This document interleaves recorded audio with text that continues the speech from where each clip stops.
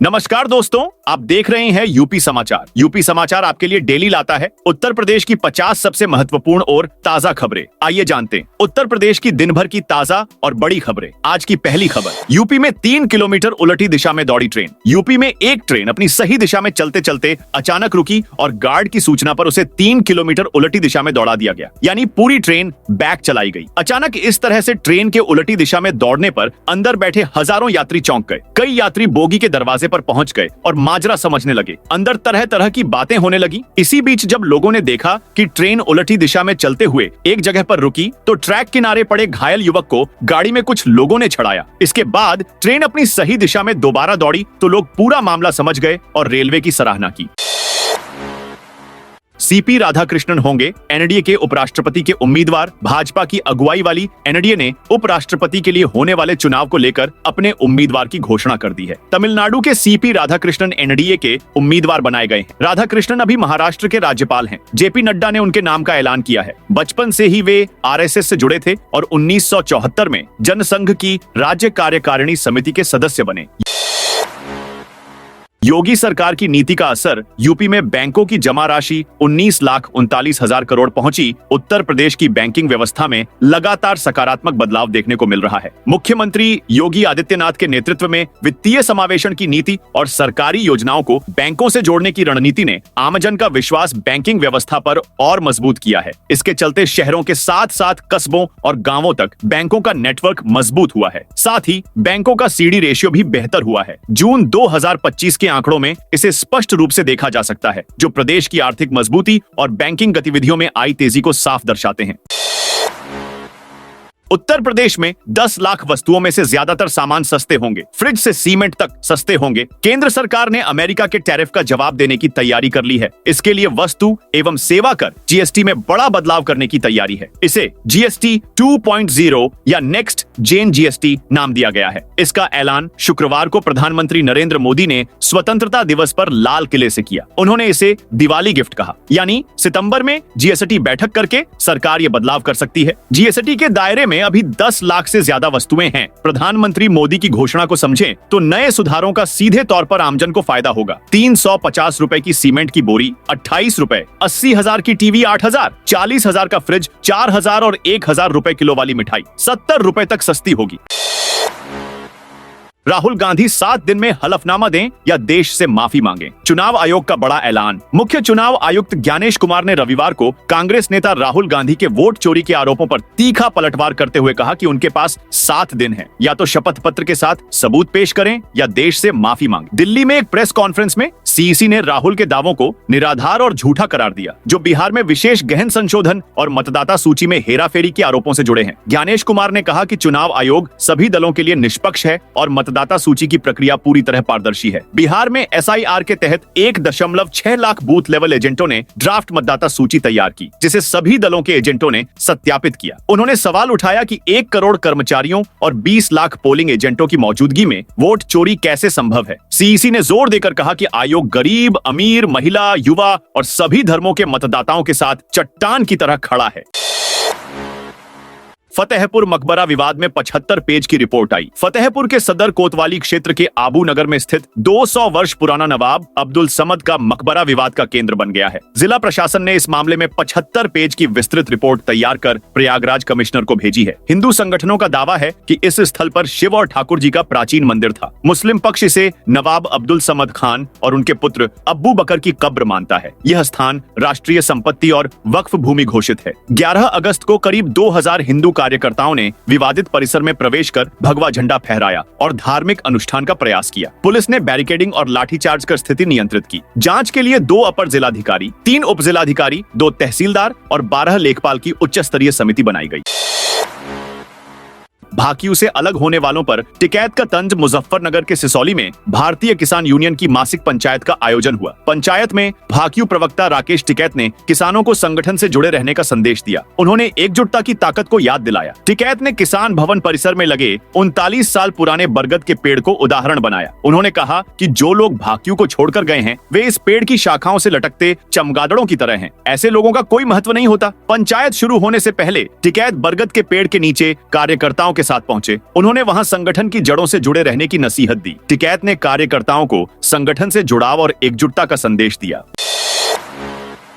UP में अपराध नियंत्रण पर जोर, 4 लाख से ज्यादा फिंगरप्रिंट का हुआ डिजिटलीकरण। राज्य में अपराध पर नियंत्रण के लिए national automated fingerprint identification system के तहत 4,14,473 अपराधियों के फिंगरप्रिंट का डिजिटलीकरण किया जा चुका है। इन फिंगरप्रिंट्स को एसटीएफ की 9 यूनिट, एटीएस की 1 यूनिट और जीआरपी की 12 इकाइयों को उपलब्ध कराया गया है, जो अपराधियों की पहचान में मददगार साबित हो रही हैं। साथ ही आधुनिक तकनीकों से युक्त 6 और फॉरेंसिक प्रयोगशालाओं की स्थापना की जा रही है। पूजा पाल भड़कियों धमकी देने वाले पर कराई एफआईआर। सपा से बर्खास्त विधायक पूजा पाल पर टिप्पणी करने वाले युवक के खिलाफ प्रयागराज में एफआईआर दर्ज हुई है। शनिवार को विधायक की तरफ से उनके वकील ने कर्नलगंज थाने में शिकायत दी। कहा, उमेश यादव नाम के शख्स ने ओछी लोकप्रियता के लिए महिला विधायक पर टिप्पणी की। उसके शब्दों से पाल, बघेल, धनगर, गडेरिया और चरवाहा समाज को भी ठेस पहुंची है। हम आहत हैं। 14 अगस्त को योगी की तारीफ करने पर सपा ने पूजा पाल को पार्टी से निकाल दिया था। इस पर पूजा पाल ने एक्स पर लिखा, मुझे इलेक्शन की सीट की फिक्र नहीं है, मुझे मेरे पति के हथियारों का टिकट जहन्नुम के लिए कटने की खुशी है। यूपी में आज भी मौजूद है। भगवान श्री राम का बचपन में चलाया एक तीर, गुरु गृह पड़न गए रघुराई, अल्पकाल विद्या सब आई रामचरितमानस की ये चौपाइयां जिस पवित्र स्थल से जुड़ी हैं, वह बाराबंकी जिले का ऐतिहासिक सप्त आर्षी आश्रम है। यहीं भगवान श्री राम ने अपने भाइयों के साथ महर्षि विश्वामित्र के सानिध्य में शस्त्र और शास्त्र की शिक्षा ग्रहण की थी और इसी आश्रम के जंगल में राक्षसों का वध किया था। विडंबना देखिए कि आज वही आश्रम उपेक्षा का शिकार होकर खंडहर में तब्दील होता जा रहा है और अपनी गौरवशाली पहचान खो रहा है। गोरखपुर में ग्रीन हाइड्रोजन प्लांट का लोकार्पण। 3 दिवसीय दौरे पर गोरखपुर आए मुख्यमंत्री योगी आदित्यनाथ रविवार शाम 4 बजे से गोरखपुर में ग्रीन हाइड्रोजन प्लांट का लोकार्पण किया। इस दौरान उन्होंने कहा, कार्यक्रम के पहले जो भीषण गर्मी थी, यहाँ बारिश की बौछार पड़ी और राहत मिली। इस तरह के कार्यक्रम के पीछे ईश्वरीय ताकत होती है। खानिमपुर में 10 मीटर नीचे पानी मिल जाएगा। बगल में राप्ती वेसोर आमी नदी है। हमारे आने पर इंद्र भगवान ने कह दिया कि चिंता न करिए, जितना पानी चाहिएगा हम दे देंगे।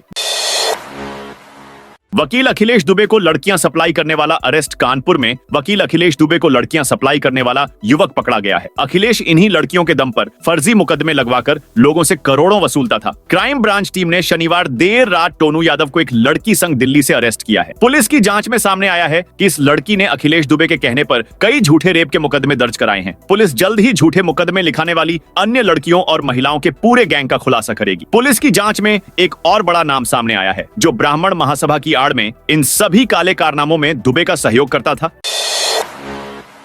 वाराणसी में खुलेगा नेशनल फोरेंसिक साइंस का कैंपस। वाराणसी में उत्तर प्रदेश का पहला नेशनल साइंस फोरेंसिक विश्वविद्यालय का कैंपस खुलने जा रहा है। 35 एकड़ में स्थापित होने वाले इस यूनिवर्सिटी के कैंपस में पढ़ाई, शोध के साथ फोरेंसिक जांच भी होगी, जो पुलिस महकमे के लिए केस सॉल्व करने में मददगार होगी। राष्ट्रीय फोरेंसिक विज्ञान विश्वविद्यालय गांधीनगर गुजरात की शाखा बनारस में खोलने की कवायद लंबे समय से चलती थी, लेकिन जमीन फाइनल नहीं होने का कारण मामला अटका था। सीएम योगी की पहल पर वाराणसी जिला प्रशासन ने तेजी दिखाई, तो अब जल्दी ही यहां विश्वविद्यालय की ब्रांच खुलने की उम्मीद जागी है।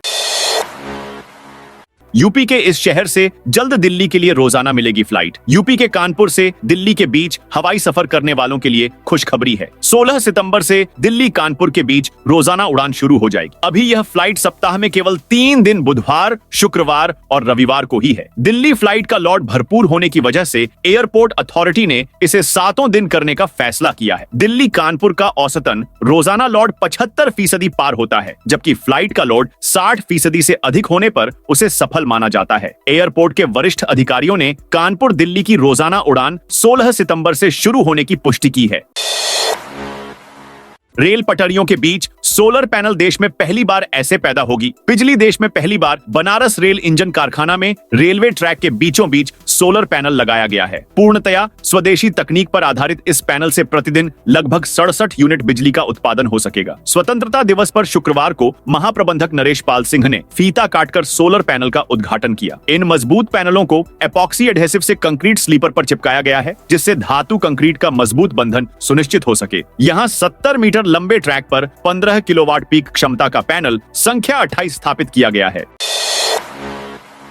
अमेरिका से टैरिफ वॉर के बीच पीएम बोले, स्वदेशी अपनाओ। प्रधानमंत्री नरेंद्र मोदी ने आज दिल्ली के रोहिणी में देश के पहले 8 lane elevated highway Dwarka expressway और अर्बन एक्सटेंशन रोड 2 का उद्घाटन किया। इस मौके पर उन्होंने लोगों से मेक इन इंडिया और वोकल फॉर लोकल को अपनाने को कहा। मोदी मंच से बोले, भारतीय हैं तो भारत में बना सामान ही खरीदें, दिवाली पर भी वही सामान खरीदें जो भारतीयों ने भारत में बनाया है। व्यापारी भी विदेशी सामान छोड़कर लोकल सामान बेचें। पीएम का यह बयान ऐसे समय पर आया है जब भारत और अमेरिका के बीच टैरिफ को लेकर खींचतान चल रही है। अमेरिकी राष्ट्रपति डोनाल्ड ट्रंप ने हाल ही में रूस से तेल आयात को लेकर भारतीय वस्तुओं पर अतिरिक्त 25% शुल्क लगाने का ऐलान किया है। अयोध्या की जल पुलिस बनी श्रद्धालुओं की जीवन रक्षक। रामलला प्राण प्रतिष्ठा के बाद से अयोध्या में रोजाना लाखों श्रद्धालु दर्शन और सरयू स्नान के लिए पहुंच रहे हैं। भीड़ में श्रद्धालुओं की सुरक्षा सुनिश्चित करने में अयोध्या जल पुलिस जीवन रक्षक कवच साबित हो रही है। पिछले 4 वर्षों में 600 लोगों की जान जल पुलिस ने बचाई है। महाकुंभ, चैत्र रामनवमी, सावन झूला और कार्तिक मेले जैसे आयोजनों में करोड़ों की भीड़ उमड़ी। हर बार जल पुलिस ने घाटों पर तैनाती कर श्रद्धालुओं को न केवल सतर्क किया बल्कि संकट की घड़ी में जान बचाने में भी अहम भूमिका निभाई। इन अवसरों पर जल पुलिस ने घाट घाट पर तैनाती कर श्रद्धालुओं को सतर्क किया। हर खतरे की स्थिति में तत्परता से काम करते हुए उन्हें सुरक्षित बाहर निकाला। घाटों पर जल पुलिस की मौजूदगी से श्रद्धालुओं में भी भरोसा बना कि संकट की घड़ी में कोई उनका सहारा है।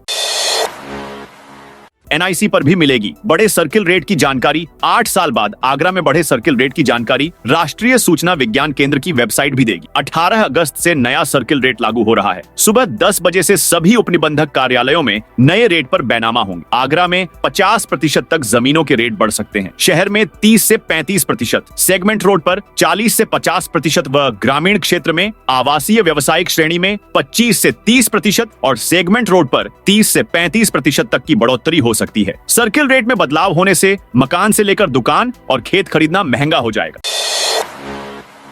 मऊ बलिया सीमा पर पुलिस का सुरक्षा अभियान। मऊ में कानून व्यवस्था को मजबूत बनाने के लिए पुलिस ने कड़े कदम उठाए हैं। अपर पुलिस अधीक्षक अनूप कुमार और क्षेत्राधिकारी नगर अंजनी कुमार पांडेय ने पुलिस बल के साथ हलधरपुर थाना क्षेत्र में मऊ बलिया सीमा का निरीक्षण किया। पुलिस अधिकारियों ने गुलौरी क्षेत्र में पैदल गश्त की। उन्होंने सड़क किनारे अतिक्रमण के मामलों में संबंधित लोगों को आवश्यक दिशा निर्देश दिए।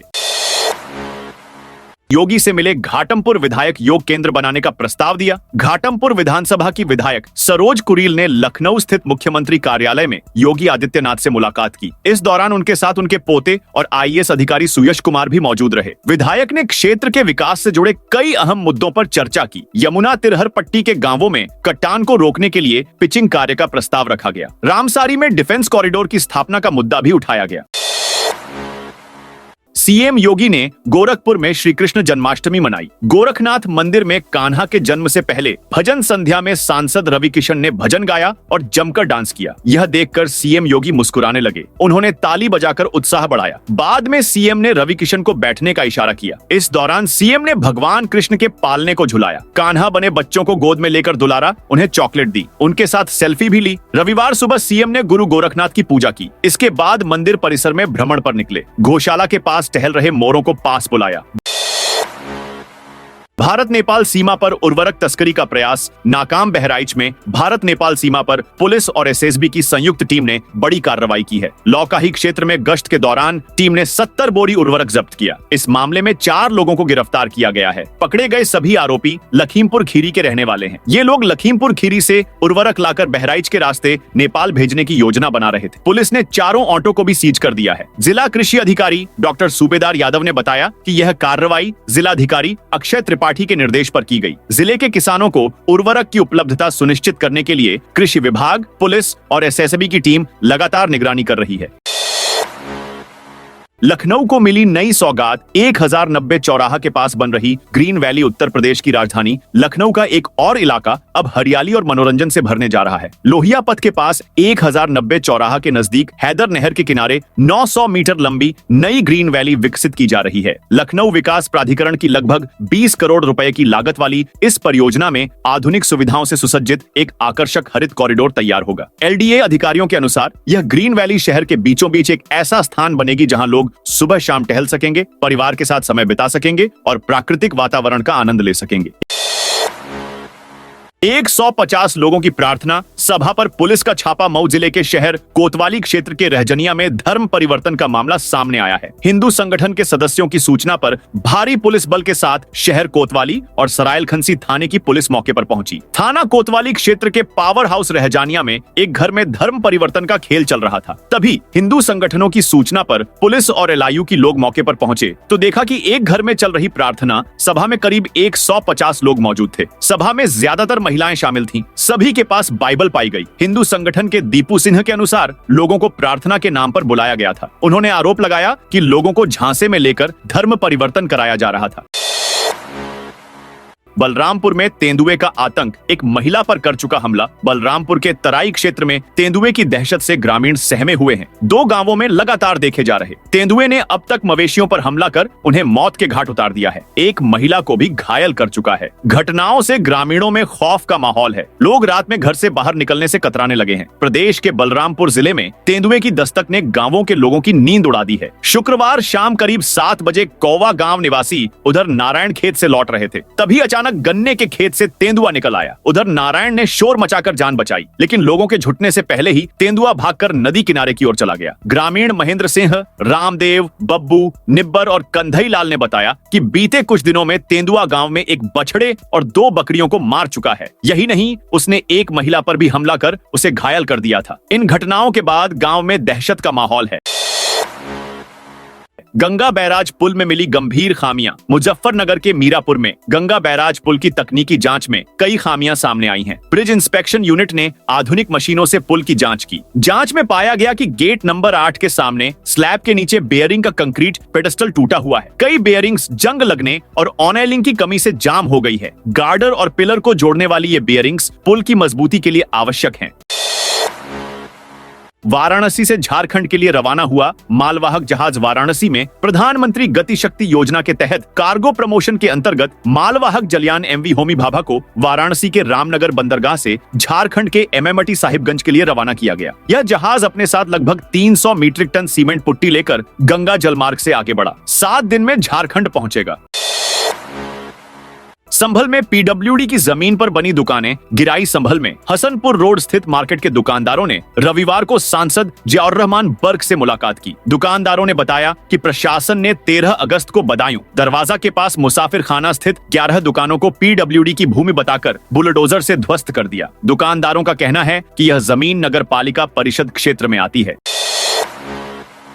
हापुड़ मेरठ यात्रियों के लिए खुशखबरी, कम हो जाएगा 14 किलोमीटर लंबा सफर। गाजियाबाद के मधुबन बापू धाम में बन रहा रेलवे ओवरब्रिज यात्रियों के लिए बड़ी राहत लेकर आएगा। गाजियाबाद विकास प्राधिकरण ने बताया कि इस साल के अंत तक इस 4 लेन के आरओबी का निर्माण कार्य पूरा कर लिया जाएगा। इसके शुरू होने से हापुड़ से मेरठ आने जाने वालों का सफर करीब 14 किलोमीटर कम हो जाएगा।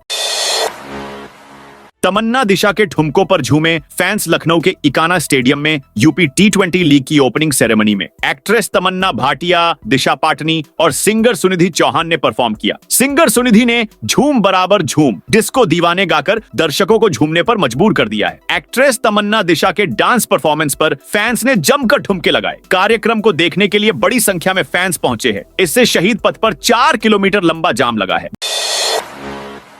बिजली कंपनियों के निजीकरण का विरोध। गोरखपुर में विद्युत कर्मचारी संयुक्त संघर्ष समिति ने पूर्वांचल और दक्षिणांचल विद्युत वितरण निगमों के निजीकरण के लिए तैयार आरएफपी डॉक्यूमेंट पर कड़ा विरोध दर्ज किया है। समिति ने विद्युत नियामक आयोग के अध्यक्ष से मांग की है कि इस दस्तावेज को मंजूरी न दी जाए और तत्काल निरस्त किया जाए। कर्मचारियों का कहना है कि यह दस्तावेज कुछ निजी घरानों की मिलीभगत से तैयार किया गया है। समिति ने आयोग को याद दिलाया कि 5 अक्टूबर 2020 को पावर कारपोरेशन के तत्कालीन अध्यक्ष अरविंद कुमार ने संघर्ष समिति से लिखित समझौता किया था। इसमें तय हुआ था कि बिजली कर्मियों को विश्वास में लिए बिना किसी भी क्षेत्र में निजीकरण नहीं होगा। समिति का आरोप है कि मौजूदा प्रस्ताव उस समझौते का उल्लंघन है। बंदरों का आतंक शहर से शीघ्र ही समाप्त होगा। प्रयागराज में बंदरों के आतंक से नागरिक परेशान हैं। शहर के अल्लाहपुर, दारागंज जैसे कई इलाकों में बंदरों का खौफ बढ़ रहा है, जिससे लोग घरों में कैद होने को मजबूर हैं। नगर निगम ने मथुरा से मंकी कैचर बुलाने का फैसला किया है, जिससे अगले महीने से बंदरों को पकड़ने की प्रक्रिया शुरू हो जाएगी। पकड़े गए बंदरों को जंगल में छोड़ा जाएगा। महाराष्ट्र सरकार का वादा ताजमहल से खूबसूरत होगा, शिवाजी का स्मारक आगरा में ताजमहल से खूबसूरत, छत्रपति शिवाजी महाराज का स्मारक बनेगा। महाराष्ट्र के सीएम देवेंद्र फडणवीस पिछले दिनों आगरा किले में आयोजित कार्यक्रम के दौरान ये ऐलान कर चुके हैं। इसका वास्तु ऐसा होगा कि यहाँ आने वाले पर्यटक ताजमहल देखने बाद में जाएगा, पहले शिवाजी का स्मारक देखेगा। ये कहना है महाराष्ट्र सरकार के संस्कृति मंत्री आशीष शेलार का। स्मार्ट मीटर के विरोध में बुंदेलखंड विकास सेना का प्रदर्शन। ललितपुर में बिजली विभाग द्वारा लगाए जा रहे स्मार्ट मीटर के विरोध में बुंदेलखंड विकास सेना ने रविवार को कंपनी बाग में धरना प्रदर्शन किया। संगठन प्रमुख हरीश कपूर टीटू के नेतृत्व में हुए प्रदर्शन में बिजली विभाग के खिलाफ नारेबाजी की गई। बैठक में 25 अगस्त को आधे दिन के लिए बाजार बंद करने का निर्णय लिया गया। संगठन प्रमुख टीटू कपूर ने व्यापारियों से समर्थन की अपील की। उन्होंने कहा कि स्मार्ट मीटर का मुद्दा 2027 के विधानसभा चुनाव को प्रभावित कर सकता है।